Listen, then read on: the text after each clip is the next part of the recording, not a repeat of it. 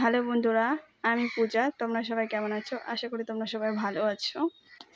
আজকে সকাল সকাল ঘুম থেকে উঠে কলের পাড়ে বাসনপত্র নিয়ে চলে এসেছি।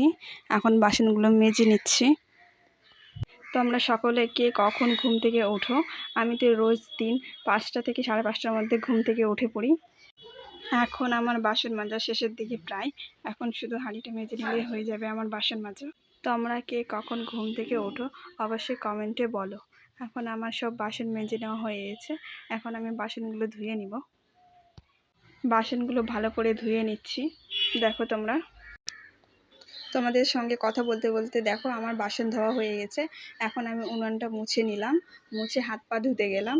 হাত পা ধুয়ে এসে সবজি কাটার জন্য বসে পড়ছি। আজকে আমাদের বাড়িতে বন পটল ডুমোর রান্না হবে।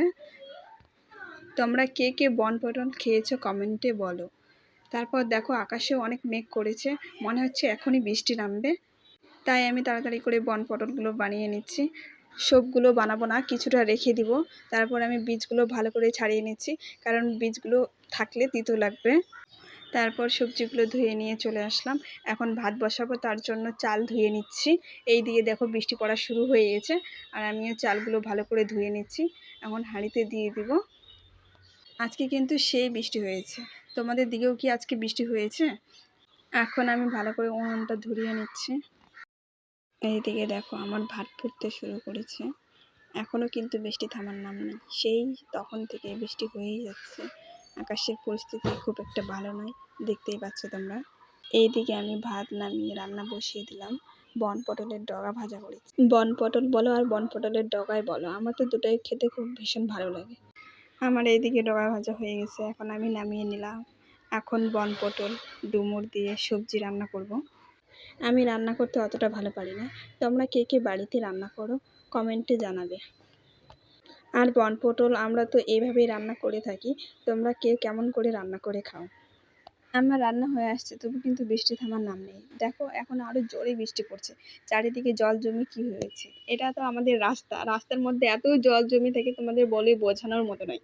সে কাদা শুকানোর মতো না। 7-8 দিন যদিও টানা রৌদ্র করে, তবু ওই জায়গাটার কাদা শুকবে না, এতটাই ওখানে কাদা হয়। আর ওই কাদার উপর দিয়ে আমাদের হেঁটে যেতে হয়। ছোটোর থেকে দেখে যাচ্ছি ওই জায়গাটার ওই অবস্থায়। বর্ষা হলে এতটাই ওখানে কাদা হয়, মানে বাড়ির থেকে বেরোতে ইচ্ছে করে না, যে কোথাও যাব ঘুরবো একটু, সেটার জন্য আর মনে টানে না। ওই কাদা দেখে আত্মীয় আমাদের বাড়িতে আসতে ভয় করে, যে তোমাদের ওখানে এত কাদা, তোমাদের বাড়ি যাব কি করে। সবজিগুলো ভালো করে কষানো হয়ে গেছে, এখন সেদ্ধর জন্য জল দিয়ে দিব, তাহলে আমার হয়ে আসবে সবজি। এইদিকে আমার সবজি রান্না হয়ে আসছে, তবু কিন্তু বৃষ্টি থামেনি। তারপর নামিয়ে নিলাম। এখন গ্রামের দিকে যাচ্ছি। এই রাস্তাটারই কথা বলছিলাম তোমাদের। দেখো এই রাস্তাটা আমরা বানিয়েছি, কাদের মধ্যে কত আর হাঁটবো। দেখো আমি গ্রামের রাস্তার দিকে চলে আসছি, আর এইদিকেও এসে দেখছি অনেক জায়গায় জল জমা হয়ে আছে, কারণ আজকে বৃষ্টিটাই তো অনেক হয়েছে না। আমার ভাই আমার সঙ্গে আসছে। আমাদের গ্রামে শিবতলি আছে, দেখো দেখায় কত সুন্দর পরিবেশ। আমাদের গ্রামটা খুব সুন্দর। এইদিকে দেখো জমিগুলো সব ভরে গেছে, জলে ছলছল করছে শুধু। ভাই একটা আম কুড়িয়ে পেয়েছে। তারপর আমি মাঠের এই সাইডে চলে আসছি, দেখছি এইদিকে মাছ পাওয়া যায়, যদি কোনো মাছ পায় আর না পায়, কই মাছ কিন্তু অবশ্যই পাওয়া যায়। বৃষ্টি হলেই কই মাছ পাওয়া যায়।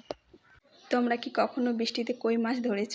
আর এই দিকে দেখো আমার সঙ্গে সঙ্গে আমার মামি, ভাই সবাই চলে আসছে মাছ ধরার জন্য। আমরা তাহলে এখন মাছ ধরি। আমার ভিডিওটা ভালো লাগে লাইক কমেন্ট শেয়ার করে দিও। টাটা, দেখা হচ্ছে পরের ভিডিওতে।